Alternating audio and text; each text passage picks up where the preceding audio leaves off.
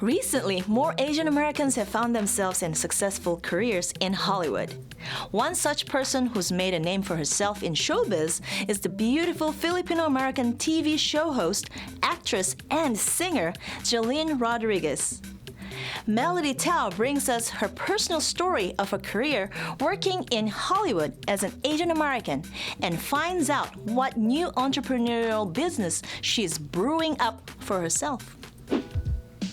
Hi, it's Melody Tao with Asian Voices, and today is a very special day because I have the honor of interviewing one of the most influential Asian American female entrepreneurs in Southern California.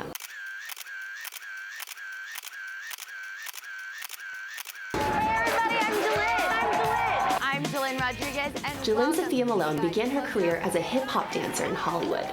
This paved the way for her to become an actress and a TV host. She has starred alongside some of Hollywood's biggest celebrities in addition to interviewing some of the top people in entertainment. Well, that was a workout. All right, thank you so much for joining us, Jelynn. Absolutely. Thank you so much for having me. I know you are a very busy woman and you are all over the place, but you are here now in Moster Coffee.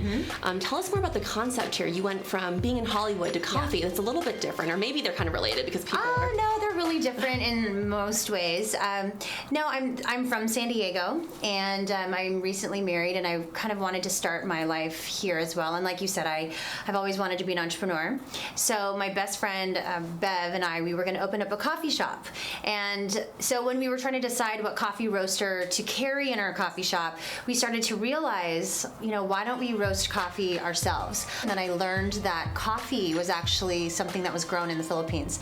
So when Bev and I decided, okay, let's roast coffee, and then we realized that the Philippines actually has coffee, but there's really no market for it. We thought, well, through our company, Mostra, we can actually create a market for the Philippine bean, and market the Philippine bean as a world-class brand.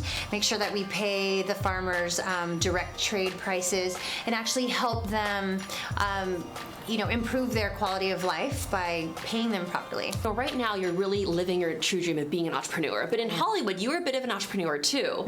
You interviewed some of the biggest names in Hollywood. Tell us more about that and who you got to talk to. And so I hosted a bunch of TV shows, and I got to do a lot. I got to cover like the Emmys, and like ABC had me as their like main host interviewing like the winner. So it just gave me like direct access to some of the biggest stars. So I've interviewed people like Tyra Banks. Nike's hired me for a bunch of their stuff for like All-Star games. So I've interviewed LeBron James and Kobe Bryant. With the TV Guide channel, I would do movie junkets, and that's like A-list celebrity galore. But Lindsay Lohan and Michael Keaton were some of those people for sure. That is very exciting. How has your experience as an entertainer really helped you now be more focused and be able to really live the life of an entrepreneur? Because it's not easy. You're running around all over the place. You're managing everything, right? Including having to coordinate with your partners and vendors. And I think as an entertainer, you number one, you have to sell yourself. You are constantly selling yourself. Every audition, every time you walk the red carpet, every time you're on a set, you want to. It's all about getting rebooked and rehired. So you're on all the time, and you learn how to deal with personalities. I mean, I think for one, I've learned to deal with some of the worst kinds of people. Okay. Just because they're everywhere, and so in the business I've had that too. So I think I have just learned how to understand people, and then even as an actor, like because you take on so many roles and you have to study human nature, like you really start to understand people, being able to make that kind of effect, like have an effect on somebody. So like I'm constantly like, okay, so how can I market this particular product or this event from like, and how would that like affect people and make them want to buy it or like care about Mostra? And I think it's working. I mean, Mostra hasn't been around very long, and we've already done collaborations with some of the biggest breweries in the world, and a lot of that is, and obviously like there's a lot of roasters out there in the world, and some people would put coffee in beer or not, but like for me, again, because of the industry, like entertainment, I understand like just partnering up with bigger brands to help elevate your own brand is a part of, helping your business grow quickly. But you also have to match that with like amazing product, which I think Mostra does too.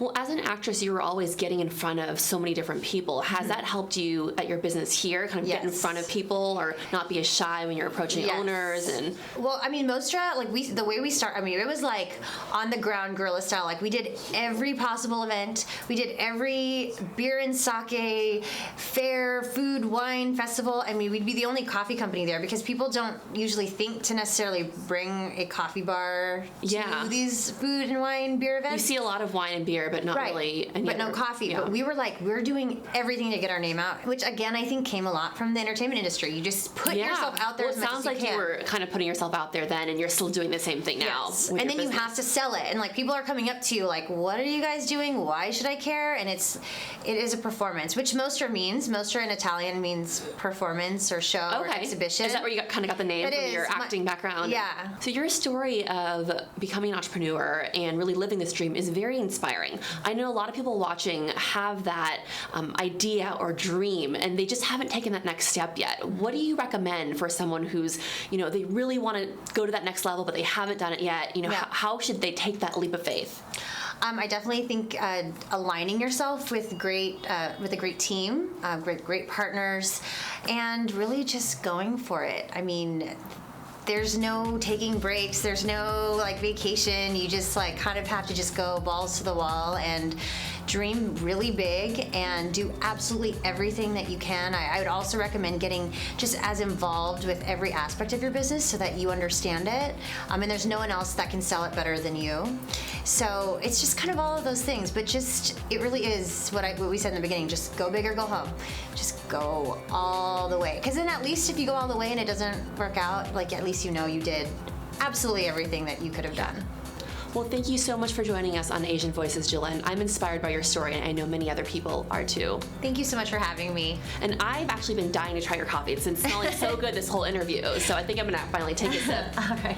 And tell people how they can find you. So you can find us on Instagram. Just search official_Mostra Coffee, or on Facebook, just search Mostra Coffee, or our website, mostracoffee.com. And you're talking to me, so. Okay, so people can reach out to you there as well.